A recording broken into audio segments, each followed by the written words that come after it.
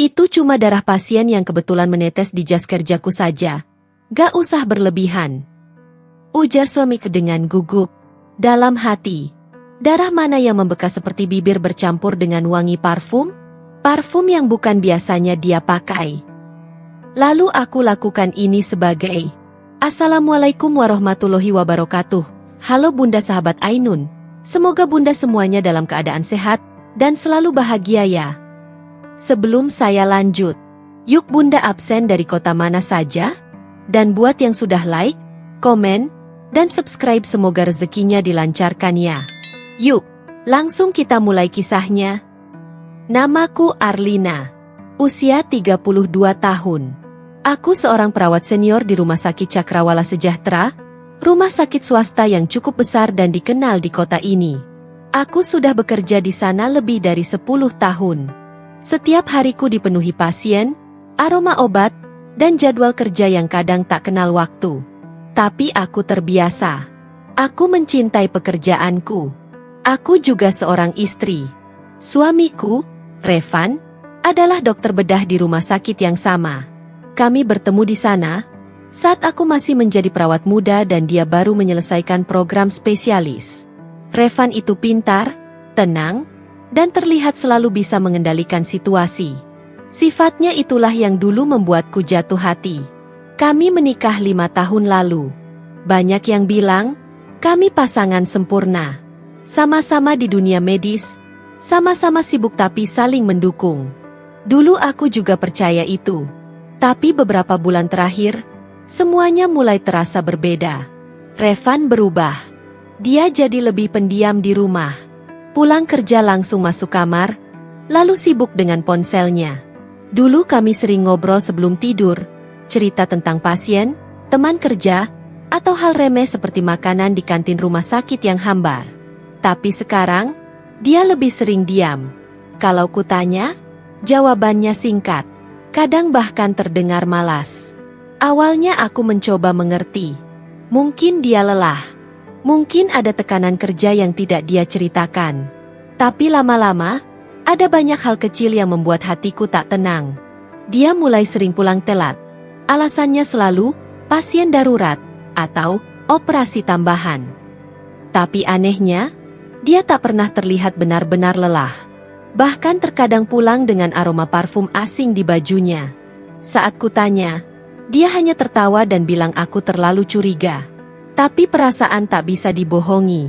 Suatu malam, saat aku jaga malam di rumah sakit, aku melihat sesuatu yang membuat jantungku berdebar kencang.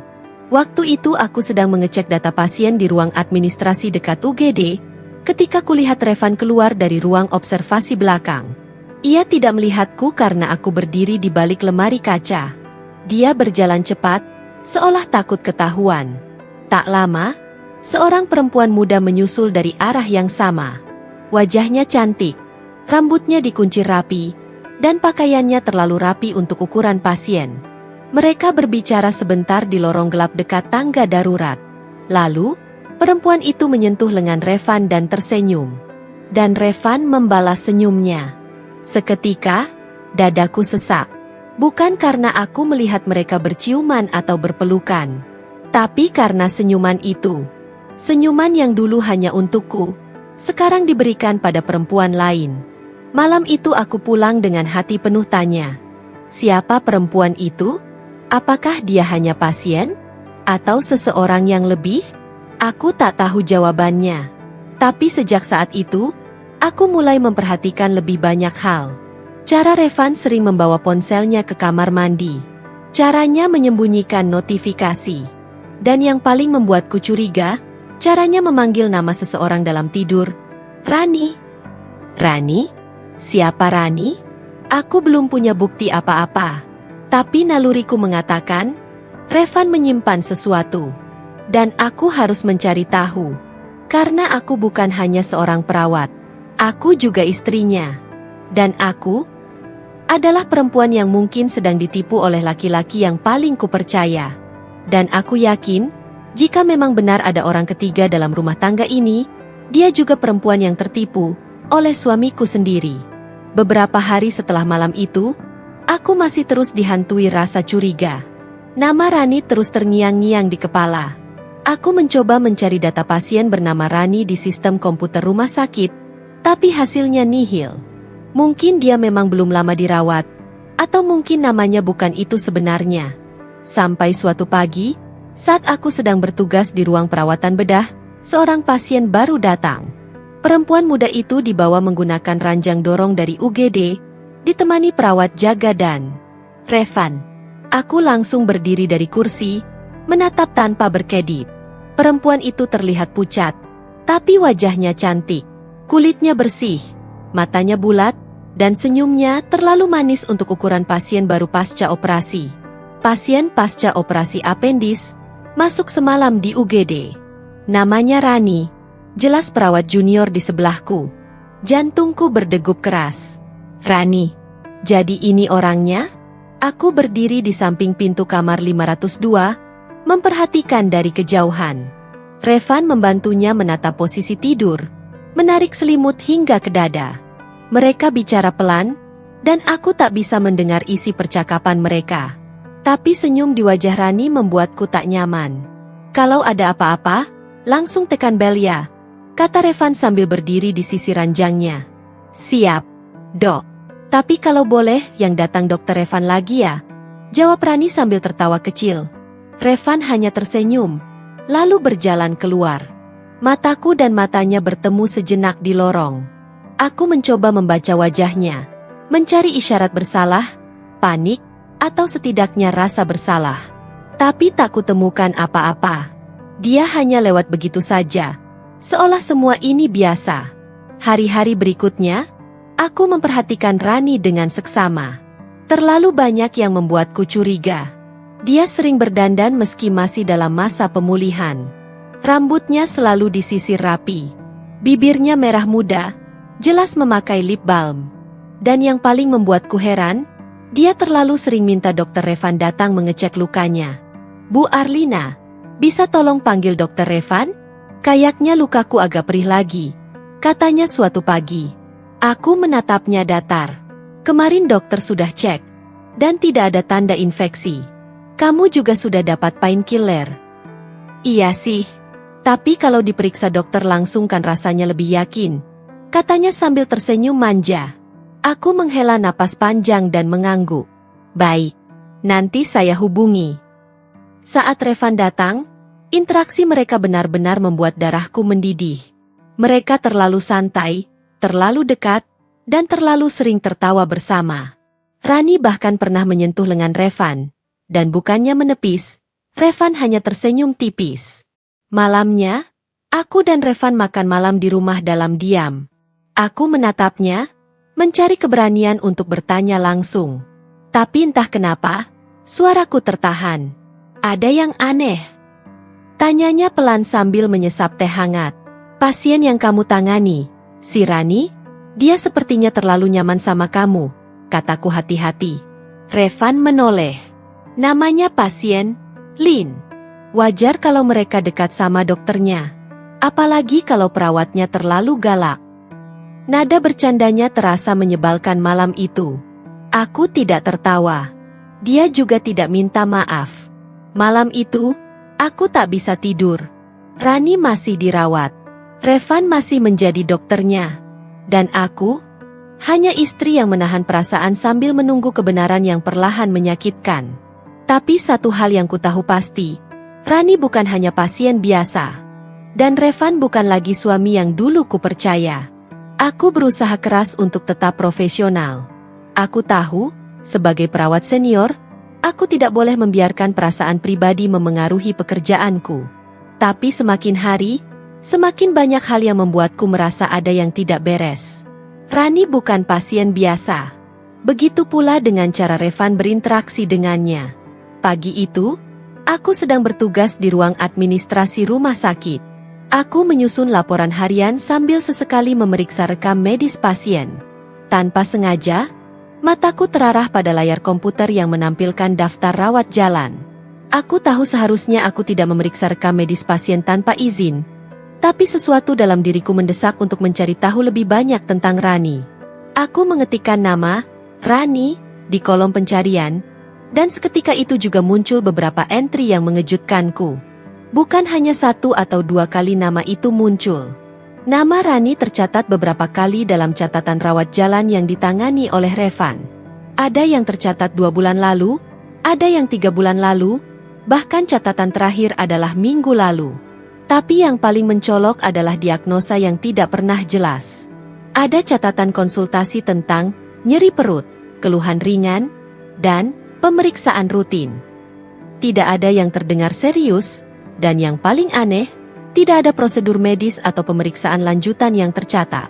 Semuanya tampak seperti konsultasi ringan yang tidak pernah berlanjut ke pengobatan yang lebih mendalam. Aku menggigit bibir, hati mulai tak karuan. Kenapa aku tidak tahu hal ini? Kenapa nama Rani muncul begitu sering di catatan Revan? Seharusnya, sebagai istrinya, aku tahu jika ada pasien yang datang begitu sering. Apalagi jika itu seorang wanita muda. Aku berusaha menenangkan diri. Tidak ada bukti yang kuat. Semua ini hanya kecurigaan. Tapi kecurigaan itu terus menghantuiku. Semakin kuat setiap harinya. Siang itu, saat aku istirahat, aku duduk di ruang ganti perawat, memeriksa ponselku sambil mencoba menenangkan pikiranku. Tanpa sengaja, aku melihat pesan masuk dari Revan di grup keluarga. Dia memberitahuku bahwa dia harus lembur hari ini karena ada operasi tambahan. Tentu saja, aku tak terkejut. Revan seringkali mendapat jadwal mendadak. Tapi setelah kuteliti lebih jauh, aku melihat beberapa pesan di grup dokter yang dia kirimkan ke sesama koleganya. Ada beberapa pesan singkat tentang jadwal bedah yang sudah fix, dan kebutuhan ruang operasi. Namun, ada satu pesan yang sangat mencuri perhatianku. Pesan singkat yang dikirim ke Dr. Satrio, rekannya di ruang bedah. Rani sudah masuk kamar, bisa cek lagi nanti setelah jam 7. Aku terdiam. Rani sudah masuk kamar? Apa maksudnya? Kenapa Rani harus masuk kamar? Bukan hanya sekadar rawat jalan? Aku tahu, mungkin ini hanya komunikasi medis biasa. Mungkin juga tidak ada yang aneh. Tapi perasaan dalam diriku mengingatkan bahwa ini lebih dari sekadar perawatan medis. Aku mencoba mengumpulkan keberanian untuk berbicara dengan Revan. Aku harus bertanya. Tapi saat dia pulang malam itu, wajahnya tampak lelah. Sesuatu dalam dirinya membuatku merasa takut untuk bertanya lebih jauh. Revan meletakkan tasnya di meja makan dan berjalan menuju ruang tamu tanpa mengatakan apa-apa. Aku sudah menyiapkan makanan malam. Seperti biasa, tetapi kali ini aku tidak tahu bagaimana cara memulai percakapan ini. Revan. Suaraku terdengar lebih rendah dari yang kuinginkan. Ya, Lin, jawabnya tanpa menoleh. Aku menatap punggungnya yang tegak, mencoba mencari kata-kata yang tepat. Rani, pasien yang kamu tangani itu, dia datang lagi kan hari ini? Revan berhenti sejenak, lalu berbalik. Iya. Dia masuk kamar untuk observasi lagi. Kenapa? Kenapa dia sering sekali datang? Revan? Kenapa dia tidak ditangani oleh dokter lain? Semua catatannya cuma keluhan ringan, tapi dia terus datang ke kamu. Tanyaku dengan suara gemetar, menahan kecurigaan yang semakin besar. Revan menghela napas dan mendekat. Lin, sudah kubilang sebelumnya, kamu terlalu khawatir. Ini hanya urusan pekerjaan. Rani memang pasien yang punya keluhan berulang. Jadi ya, aku yang menangani. Namun ada sesuatu dalam cara dia berbicara yang terasa berbeda. Seolah ada sesuatu yang disembunyikan. Sebuah pertahanan yang tidak seharusnya diperlukan jika semuanya benar-benar biasa. Aku merasakan detak jantungku semakin cepat. Rani bukan pasien biasa, kan? Tanyaku, kali ini lebih tegas. Revan menatapku dengan ragu. Lin, aku tahu kamu terlalu banyak berpikir. Tidak ada yang perlu dikhawatirkan. Tapi aku tahu, ada lebih banyak yang disembunyikan daripada yang dia katakan. Tidak hanya tentang Rani, tapi juga tentang hubungan mereka berdua yang terasa semakin jelas di depan mataku. Aku hanya bisa menatapnya dengan bingung. Jika ini hanya tentang pekerjaan, kenapa ada perasaan yang begitu kuat untuk menutupi sesuatu? Malam itu, Revan pulang terlambat. Seperti biasa, aku sudah menunggu cukup lama di ruang tamu, hanya duduk sambil membaca buku, mencoba menenangkan perasaan yang semakin tidak menentu.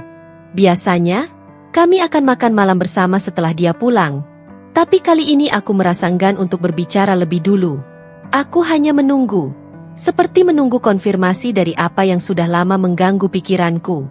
Saat dia masuk, aku langsung mencium aroma yang aneh.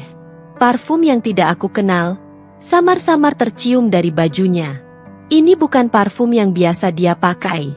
Revan selalu memilih parfum dengan aroma kayu dan rempah, yang terasa maskulin.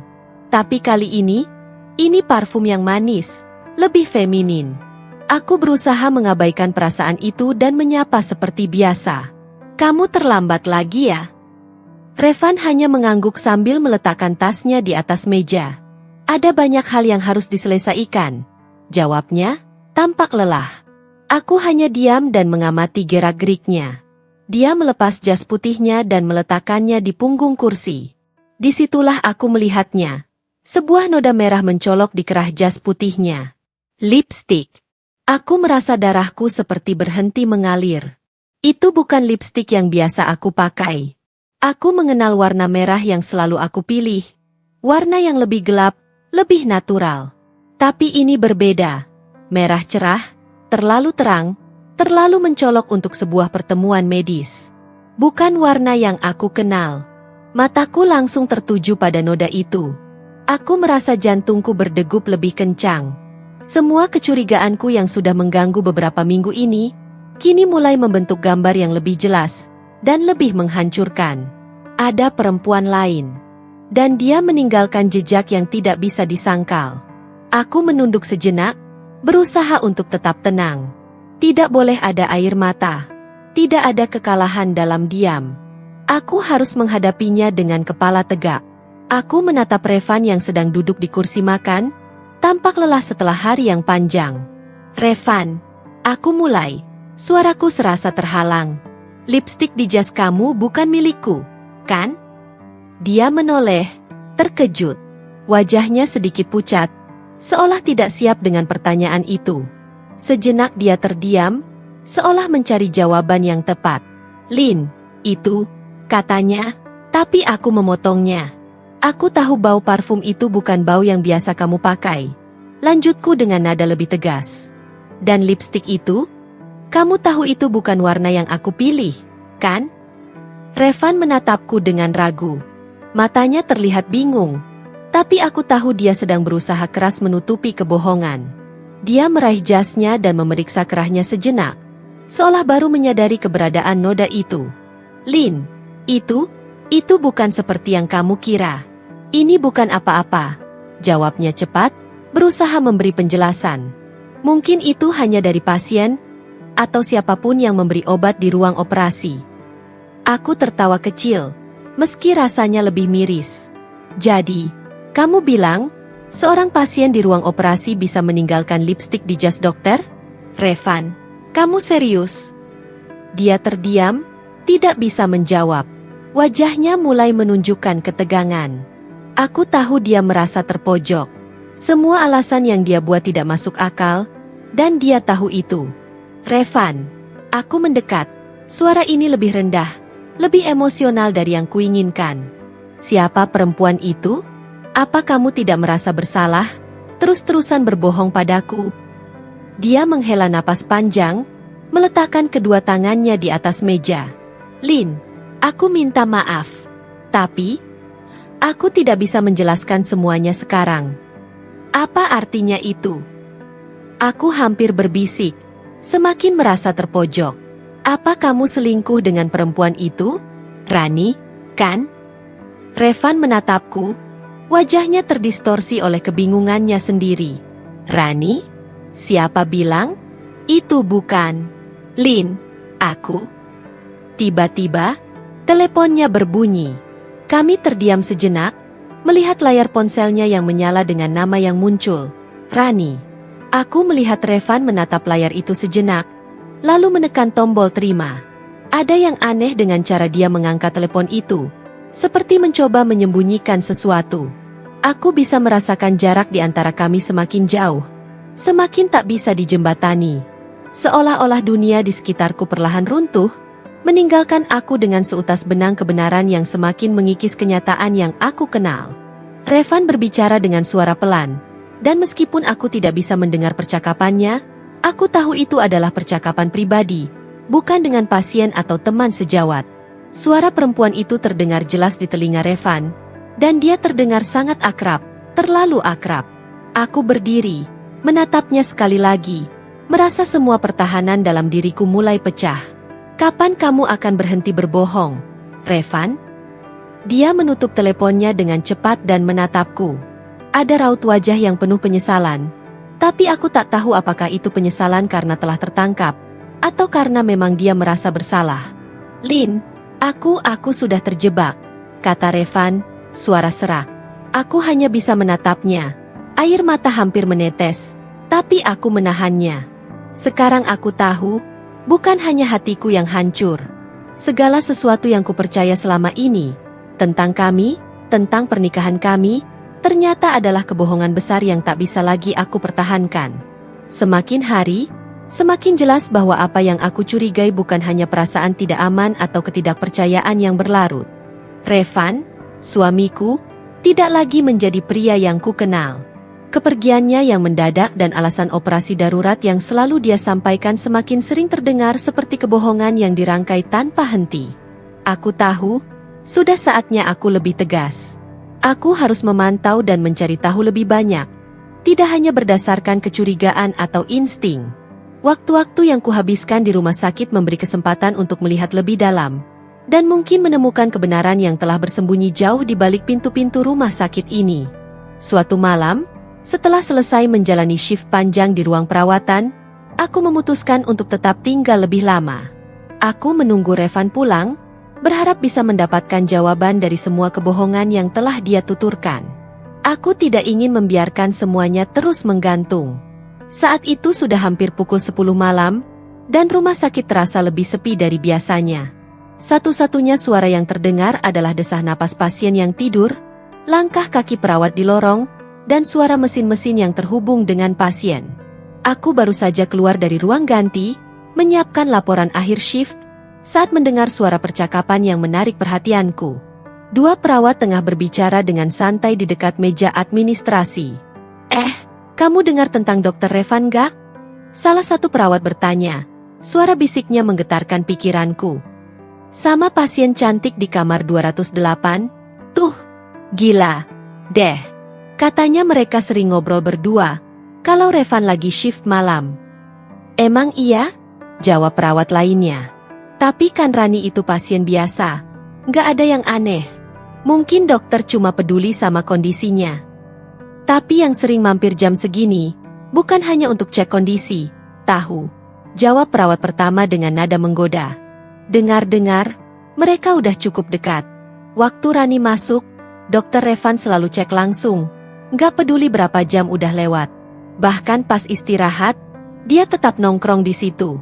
Siapa sih yang gak curiga? Mereka kelihatan lebih dari sekadar hubungan profesional. Pernyataan itu seperti petir yang menghantam kepala. Aku terdiam di tempat, tak bisa bergerak. Kamar 208. Revan. Rani. Semua yang terjadi selama ini tiba-tiba terasa begitu nyata dan tak terelakkan. Aku mencoba menenangkan diri, tapi rasa sakit yang tiba-tiba merasuki hatiku tak bisa aku hindari. Mereka berbicara tentang kedekatan yang lebih dari sekadar hubungan pasien dan dokter. Mereka berbicara tentang Revan, suamiku, dan perempuan lain yang sudah jelas lebih dari sekadar pasien biasa. Aku ingin marah, ingin berteriak, tapi aku hanya bisa berdiri di sana, mendengarkan percakapan yang semakin mengukuhkan kecurigaan yang selama ini kurasa. Aku merasa seolah dunia yang aku kenal hancur begitu saja, dan aku hanya bisa mendengarnya tanpa bisa berbuat apa-apa. Perawat itu melanjutkan percakapan mereka, tidak sadar aku sedang mendengarkan. Ya ampun, aku bahkan dengar mereka sering makan malam bareng setelah selesai. Loh, katanya Rani suka masakan dokter. Cinta mereka tumbuh saat dokter lembur. Mata aku mulai berkaca-kaca. Cinta mereka tumbuh? Di saat aku sudah cukup berjuang menjaga rumah tangga ini, Di saat aku sudah cukup mencoba untuk mengerti dan mencintainya meskipun semakin banyak tanda yang menunjukkan bahwa ada sesuatu yang lebih besar yang terjadi di belakangku, aku berbalik, bergegas pergi ke ruang istirahat perawat, berusaha menenangkan diriku. Tapi benak ini tak bisa menenangkan hati yang bergejolak. Semua yang mereka katakan terus berputar-putar di kepalaku. Revan, suamiku, yang selama ini aku percayai, ternyata memiliki hubungan dengan perempuan lain di tempat yang sama sekali tidak terduga. Semua kata-kata yang dia ucapkan kepadaku kini terdengar kosong, seperti deretan kalimat yang dirangkai hanya untuk menutupi kenyataan. Aku tahu aku harus berbicara dengan Revan, tapi aku takut. Takut jika dia akan mengakui semua itu. Takut jika dia akan mengakui bahwa dia sudah jatuh cinta pada perempuan lain, dan aku hanya menjadi bagian dari masa lalunya yang kini tak lagi berarti. Setelah beberapa saat yang terasa seperti berjam-jam, aku akhirnya menerima kenyataan pahit itu. Rani, pasien yang selalu dia tangani dengan penuh perhatian, lebih dari sekadar pasien baginya. Dia adalah seseorang yang telah merusak segala yang aku percayai dalam hubungan ini. Revan belum juga pulang. Aku memutuskan untuk menyelidiki lebih jauh lagi. Aku harus tahu pasti. Jika aku harus menghadapi kenyataan ini, aku ingin melakukannya dengan segala bukti yang ada. Aku mengambil tas dan menyimpan catatan yang baru kutemukan tentang Rani. Catatan medis, waktu perawatan, bahkan waktu-waktu ketika Revan seharusnya pulang tetapi ternyata dia masih berada di rumah sakit. Ternyata, apa yang selama ini aku rasakan adalah kebenaran yang terselubung. Revan memang telah berubah. Aku hanya tidak cukup jeli untuk melihatnya. Tetapi sekarang, aku sudah siap untuk menghadapi kenyataan itu. Hari-hari setelah aku mengetahui kedekatan Revan dan Rani terasa semakin berat. Setiap langkah yang aku ambil di rumah sakit menjadi semakin terasa seperti sebuah upaya untuk tetap berpura-pura. Berpura-pura bahwa semuanya baik-baik saja. Tapi kenyataan yang ku tahu semakin menghancurkan dari dalam. Revan, suamiku, yang aku cintai selama ini, ternyata terlibat dengan perempuan lain yang secara terang-terangan merusak rumah tanggaku. Tapi yang lebih ironis lagi, yang lebih menghancurkan, adalah kenyataan bahwa aku sendiri yang harus merawatnya. Rani, perempuan yang kini memiliki tempat dalam hidup Revan, yang setiap hari bersinggungan denganku sebagai pasien yang dirawat dengan penuh perhatian, yang tidak pernah tahu betapa sakitnya melihatnya begitu dekat dengan suamiku. Rani, yang dengan manis dan penuh akting berpura-pura lemah, selalu meminta perhatian lebih dari perawat lain. Bahkan lebih dari pasien lainnya. Setiap kali aku masuk ruang rawatnya, Rani selalu menyambutku dengan senyum lemah, seolah mengandalkan belas kasihan dan perhatian. Di luar, dia tampak begitu manis dan rapuh. Tapi aku tahu betul bahwa dia bukanlah perempuan yang rapuh. Dia hanya tahu bagaimana cara memanipulasi, bagaimana cara mendapatkan perhatian, terutama dari Revan. Hari itu, seperti biasa, aku masuk ke ruang rawat Rani untuk melakukan pemeriksaan rutin. Tanganku gemetar, tetapi aku berusaha untuk tetap tenang, profesional. Rani terbaring di atas ranjang, seolah tengah menunggu perhatian penuh dariku. Sesekali, matanya melirik ke arah pintu, seolah menunggu seseorang. Aku tahu dia sedang menunggu Revan. Dia selalu berharap bahwa suamiku akan datang. Meskipun Revan sering datang terlambat, Rani selalu ada harapan dalam matanya. Harapan yang aku tahu, tak pernah ditujukan padaku, melainkan pada Revan. Arlina, bisa bantu saya ganti perban ini? Tangan saya terasa sakit sekali. Rani berkata dengan suara lembut, hampir terdengar seperti merintih. Meskipun aku tahu luka di tangannya bukanlah hal yang serius. Aku mengangguk pelan, berusaha mengendalikan perasaanku. Aku mulai mengganti perban di tangannya yang sudah hampir kering. Setiap gerakanku terasa seperti sebuah ritual yang harus kujalani. Namun, saat aku sedang sibuk dengan perban, Rani menatapku dengan penuh perhatian. Ada senyum tipis yang mengembang di wajahnya, senyum yang tidak kuinginkan. Senyum itu adalah senyum yang penuh dengan arti. Senyum yang mengandung kebanggaan akan keberhasilannya merebut perhatian Revan, dan aku tahu bahwa itu semua terjadi di hadapanku, tanpa bisa kuhindari. Kamu baik sekali, Arlina, ujarnya pelan, matanya menatapku dengan tatapan yang tajam. Saya nggak tahu kalau Dokter Revan punya istri yang begitu baik hati. Pasti Dokter Revan sangat bangga ya punya istri sebaik kamu. Pujian itu terasa seperti pisau yang mengiris hatiku. Aku tahu dia mencoba memanipulasi, mencoba menanamkan rasa iba dalam diriku, tapi aku bisa merasakan ketulusan dalam kata-katanya, meskipun aku tahu itu adalah sebuah jebakan. Revan sudah jauh di mataku. Tapi aku tidak bisa menghindari kenyataan bahwa aku harus terus merawat perempuan yang kini memiliki tempat dalam hidupnya. Terima kasih, jawabku datar, berusaha tidak menunjukkan perasaan yang berkecamuk dalam hatiku. Aku selesai mengganti perban dan memeriksa kondisi tangannya. Tapi, lanjutnya, suaranya kini terdengar lebih lembut, penuh dengan keinginan. Kalau boleh jujur, saya merasa sangat kesepian di sini. Apalagi, Dokter Revan sering sibuk dengan pasien lain, jadi saya merasa sendirian.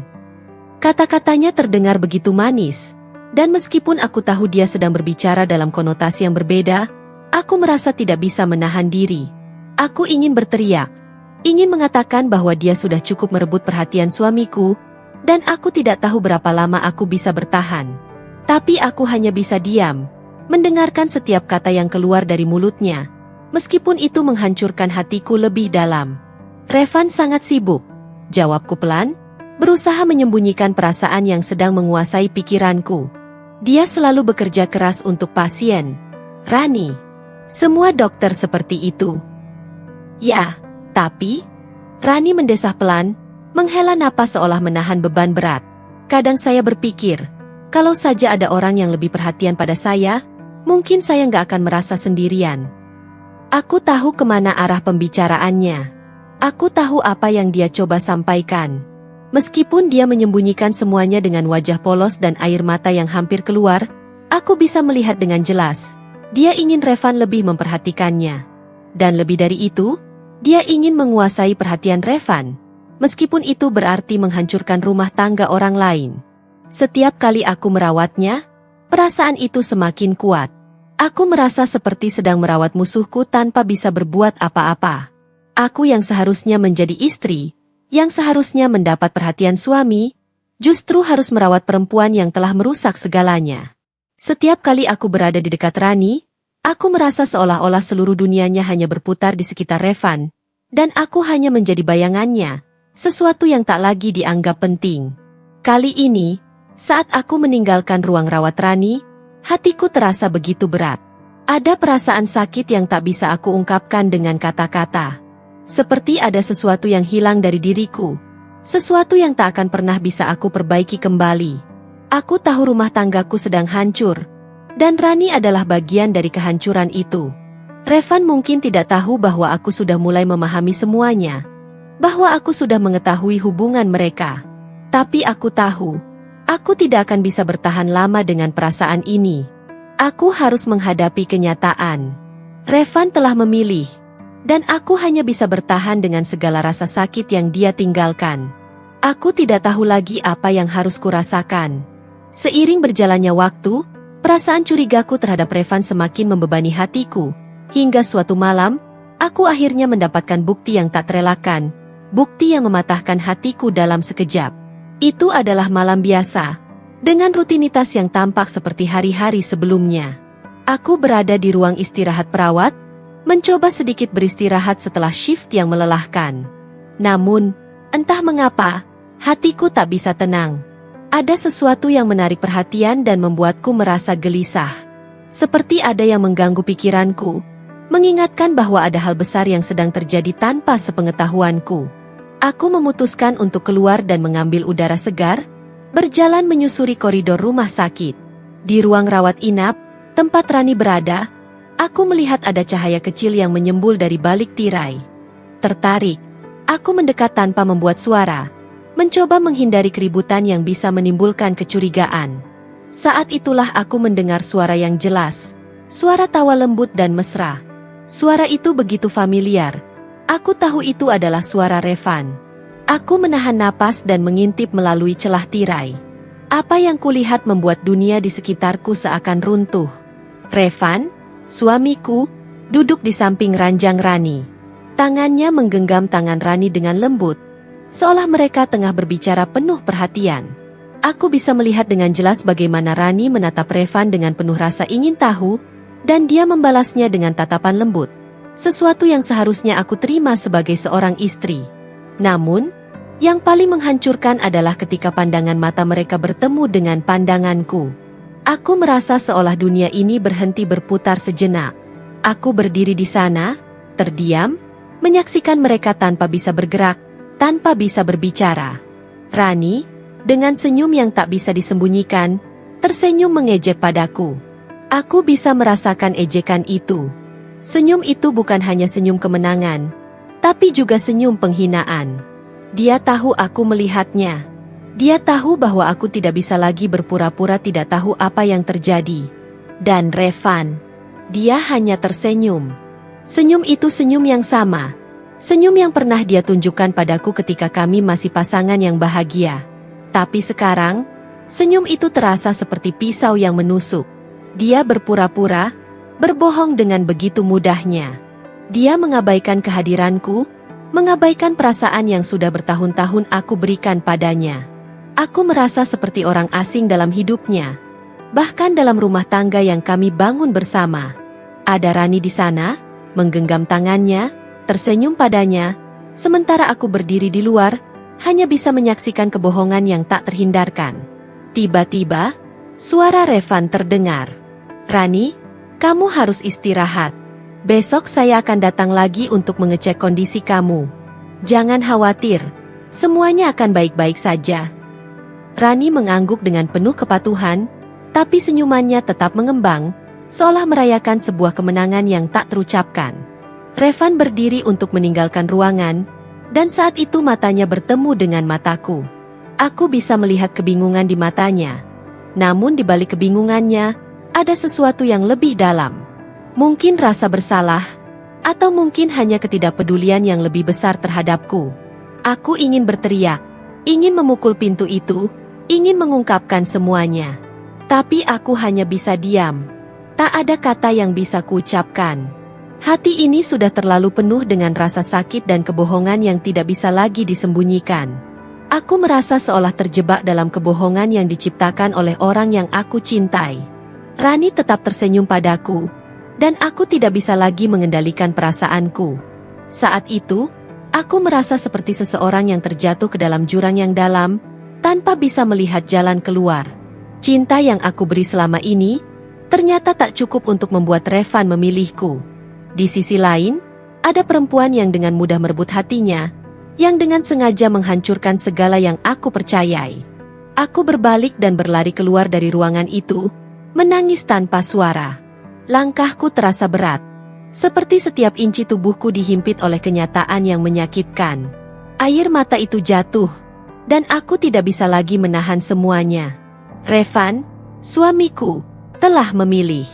Dia telah memilih untuk hidup dalam kebohongan, dengan perempuan yang telah merusak segala yang aku percayai.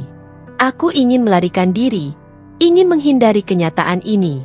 Tapi aku tahu, itu tidak akan mengubah apapun. Semua yang aku lihat, semua yang aku dengar, adalah kenyataan yang harus aku hadapi, meskipun itu menghancurkan setiap bagian dari diriku. Saat aku kembali ke ruang istirahat, aku merasa hancur. Rasa sakit itu lebih dalam dari apapun yang pernah aku rasakan sebelumnya. Aku tahu, aku harus menghadapi ini. Aku harus berbicara dengan Revan. Tapi perasaan yang ada di hatiku, perasaan bahwa aku telah dikhianati oleh orang yang selama ini aku percayai, terasa seperti luka yang tidak akan pernah sembuh.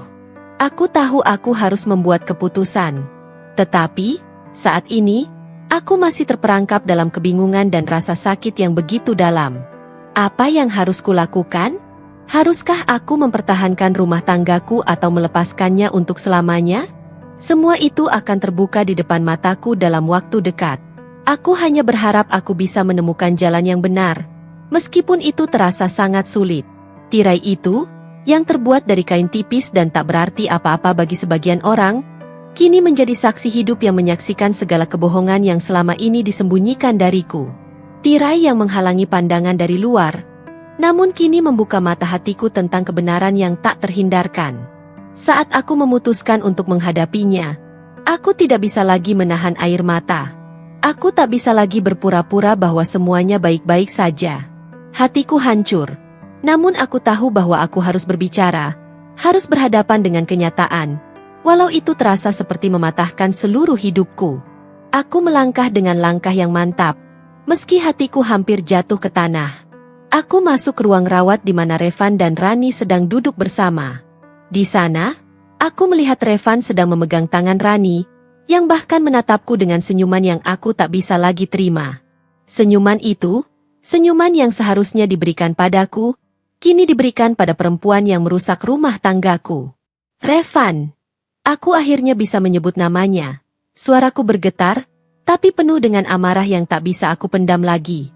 Kamu ada di sini dengan perempuan ini, di depan mata aku. Dan kamu berpura-pura tidak ada apa-apa. Revan langsung terkejut mendengar suaraku. Wajahnya berubah pucat, seolah ia baru saja disadarkan dari mimpi buruk. Namun, reaksinya hanya sementara. Setelah beberapa detik, ia berusaha kembali tenang, mencoba mengendalikan situasi, tetapi aku bisa melihat ketegangan yang muncul di wajahnya. Dia tahu semuanya sudah terbongkar. Arlina, ini bukan seperti yang kamu pikirkan, ujar Revan dengan nada lembut, mencoba menjelaskan, tetapi aku tidak bisa mendengarkan lagi. Semua kata-katanya terasa seperti kebohongan yang sudah sering kudengar, dan sekarang aku tak bisa lagi mempercayainya. Aku menatap Rani dengan tatapan yang penuh dengan kebencian. Tidak ada rasa penyesalan di wajahnya. Bahkan, dia tampak santai, seolah aku hanya seorang yang mengganggu kebahagiaan mereka. Rani menatapku dengan senyum sinis di wajahnya, seolah mempermainkan setiap perasaan yang sedang aku rasakan. Apa? Tidak ada yang salah, Arlina, jawab Rani dengan suara lembut, namun ada nada mengejek yang tak bisa disembunyikan. Mungkin kamu yang terlalu sibuk dengan pasien-pasien lainnya, sampai suami kamu merasa kesepian. Dia hanya mencari perhatian yang seharusnya kamu berikan padanya. Seperti istri yang baik, kamu malah mengabaikan suamimu, kan? Kata-katanya menyentuh hatiku seperti tusukan pisau. Itu bukan hanya hinaan, itu adalah penghinaan yang paling dalam. Rani tidak merasa bersalah. Bahkan, dia mencoba membalikan keadaan, mencoba menyalahkan aku, istrinya, sebagai penyebab dari semua ini. Dan Revan, dia hanya diam, tidak membela. Dia hanya melihat kami, seolah ia sudah menyerah pada kenyataan yang ada di depannya. Air mata mulai mengalir di wajahku, namun aku tidak peduli lagi. Aku tidak bisa menahan diri. Semua perasaan yang aku simpan, semua cinta yang aku berikan selama ini, terasa sia-sia di hadapan dua orang ini. Apa kamu pikir aku tidak tahu, Revan? Suaraku pecah, penuh dengan amarah yang tak bisa lagi aku kendalikan. Apa kamu pikir aku tidak melihat? Aku tahu tentangmu dan dia, tentang kebohongan yang kamu buat, tentang cara kalian berdua merusak hidup kami. Kenapa kamu tidak jujur padaku dari awal?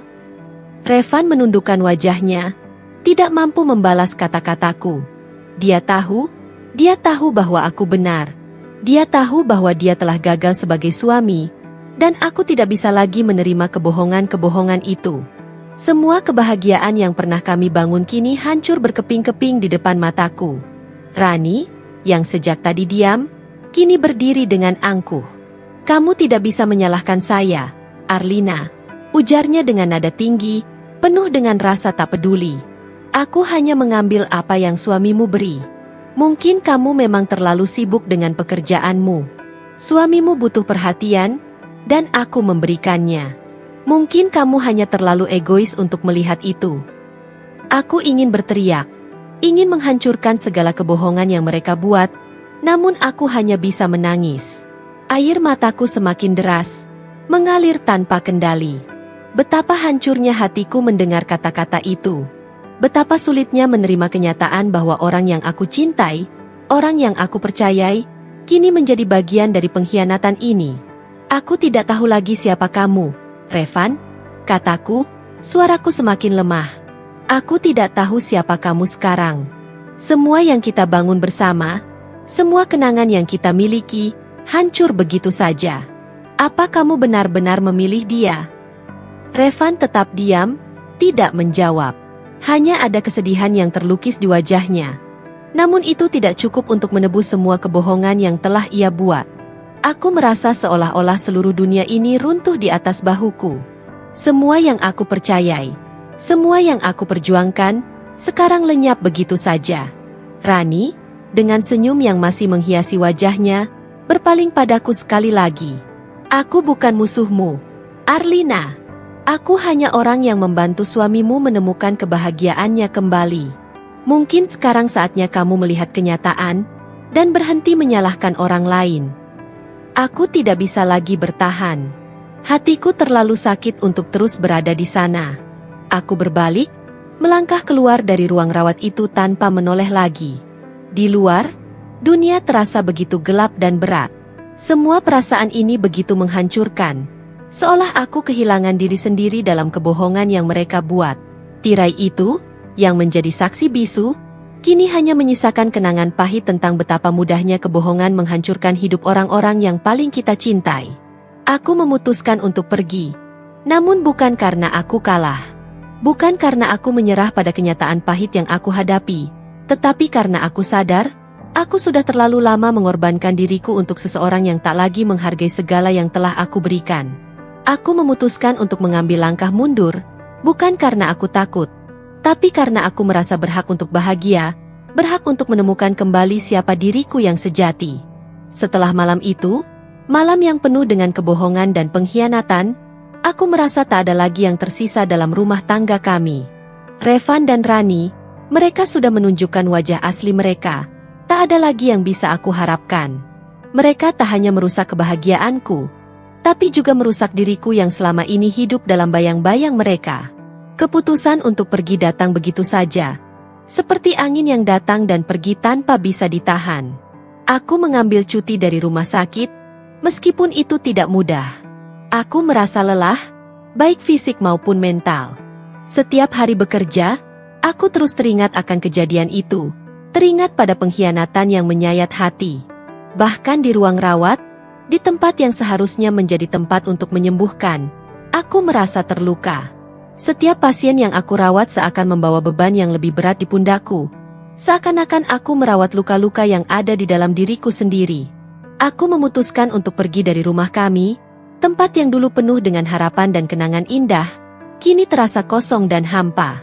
Kamar tidur kami yang dulu menjadi tempat berkumpul dan berbagi cerita, kini hanya menjadi tempat penuh dengan kenangan pahit.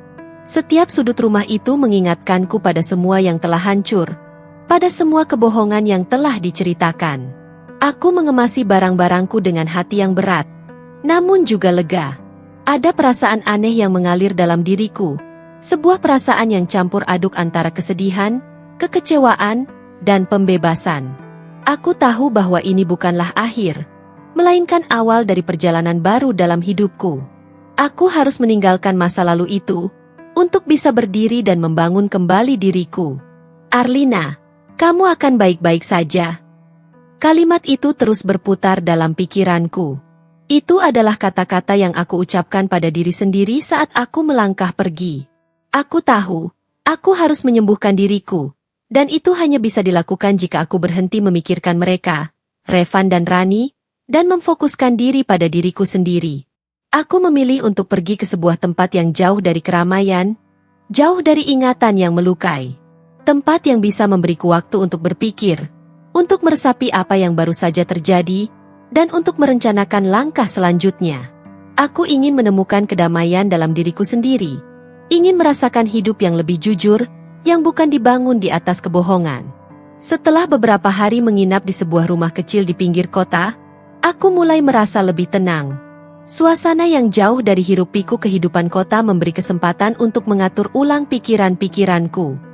Aku mulai melakukan hal-hal kecil yang sebelumnya aku lupakan, seperti menulis di jurnal, berolahraga, dan memasak makanan sederhana untuk diriku sendiri. Semua itu terasa seperti langkah pertama menuju pemulihan. Perlahan, aku mulai menemukan kembali diri yang selama ini terabaikan. Aku juga mulai menyadari bahwa selama ini aku terlalu banyak memberi, terlalu banyak mengorbankan diri untuk orang lain, sementara aku sendiri kehilangan arah. Aku merawat orang lain dengan penuh perhatian, Tapi siapa yang merawat diriku? Aku berusaha menjadi istri yang sempurna, perawat yang terbaik, teman yang baik. Tetapi dalam proses itu, aku lupa bahwa aku juga butuh perhatian. Aku lupa bahwa aku juga berhak untuk bahagia, untuk dicintai, dan untuk dihargai. Saat aku berjalan di taman kecil dekat rumah, aku berpikir tentang masa depan. Aku tahu, aku tidak bisa kembali ke masa lalu. Tidak ada yang bisa mengubah kenyataan itu. Tetapi aku juga tahu, aku tidak akan terus hidup dalam bayang-bayang kebohongan mereka. Aku berhak untuk memulai yang baru, untuk menemukan kebahagiaan yang sejati. Revan mungkin telah memilih jalan yang lain, dan Rani mungkin merasa kemenangan dalam mengalahkanku. Tapi aku tidak akan membiarkan mereka mengendalikan hidupku lebih lama lagi. Aku memilih untuk melepaskan mereka, melepaskan kenangan-kenangan itu, dan melepaskan diriku dari semua rasa sakit yang telah mereka timbulkan. Aku memilih untuk pergi, bukan karena aku kalah, tetapi karena aku lebih dari sekadar yang mereka pikirkan. Aku lebih dari sekadar istri yang terluka. Aku adalah seorang wanita yang layak mendapatkan kebahagiaan. Kebahagiaan yang tidak akan datang dari kebohongan. Dan dalam kepergianku ini, aku belajar satu hal penting. Terkadang, untuk menemukan diri kita yang sejati, kita harus melepaskan sesuatu yang sudah lama tidak membawa kebahagiaan. Aku pergi bukan untuk melupakan segalanya, tetapi untuk memulai hidup yang lebih baik. Aku tahu, perjalanan ini tidak mudah, tetapi aku yakin bahwa aku bisa menemukan kebahagiaan yang sejati, bukan di tempat yang lama, tetapi di tempat yang baru. Di tempat yang hanya ada diriku, tanpa kebohongan, tanpa pengkhianatan. 6 bulan telah berlalu sejak aku meninggalkan semua yang dulu aku kenal.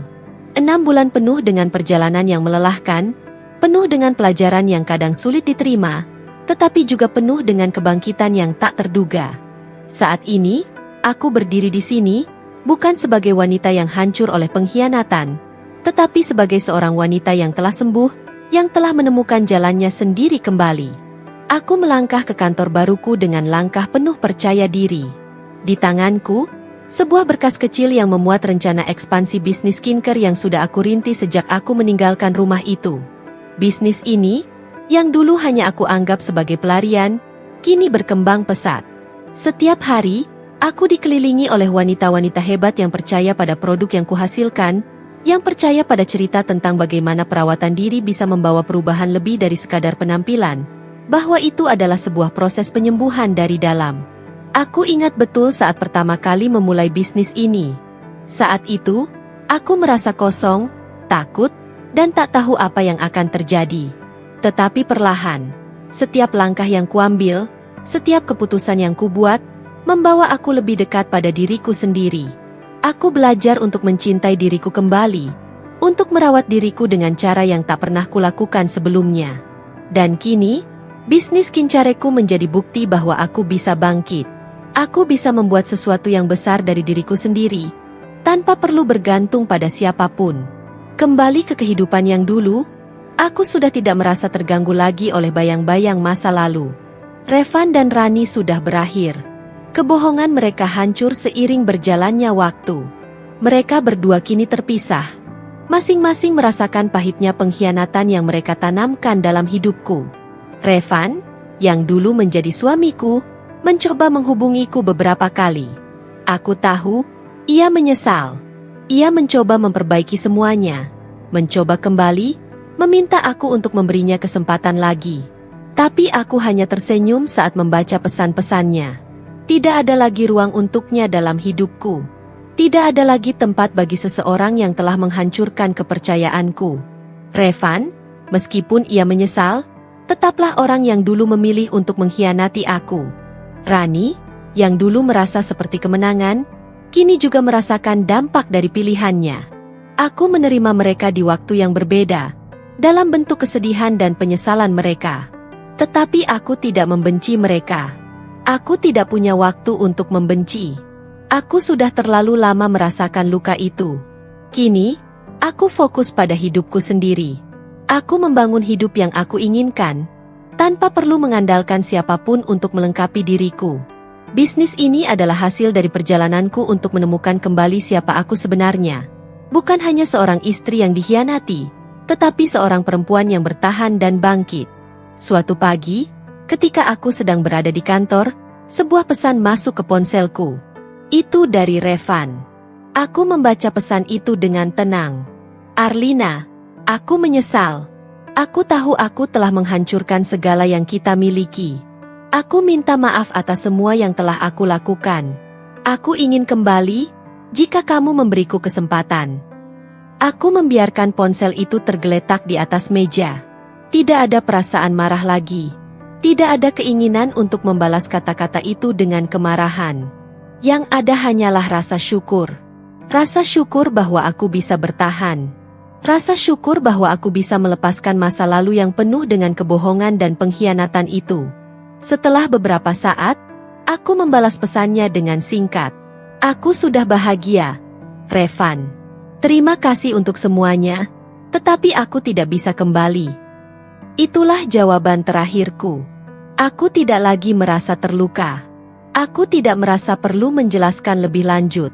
Karena aku tahu, aku sudah menemukan kedamaian dalam diriku sendiri. Hari itu, aku melangkah keluar dari kantor dengan kepala tegak. Aku tahu, masa depanku cerah. Aku tahu, aku sudah memilih jalanku dengan bijaksana. Aku sudah memutuskan untuk tidak kembali ke kehidupan yang penuh dengan ketidakpastian. Aku sudah memilih untuk menjadi diriku yang sejati. Wanita yang lebih kuat, lebih mandiri, dan lebih bahagia. Aku berjalan di jalanan kota dengan penuh keyakinan. Aku tidak takut lagi akan masa depan. Karena aku tahu, meskipun aku pernah hancur, aku sekarang adalah perempuan yang telah bangkit. Dan yang paling penting, aku telah menemukan kebahagiaan yang selama ini aku cari. Bukan dalam seorang pria, tetapi dalam diriku sendiri. Mereka menyesal. Tetapi aku tidak merasa menang. Aku hanya merasa lega. Lega karena aku bisa melewati semuanya. Dan kini aku bebas.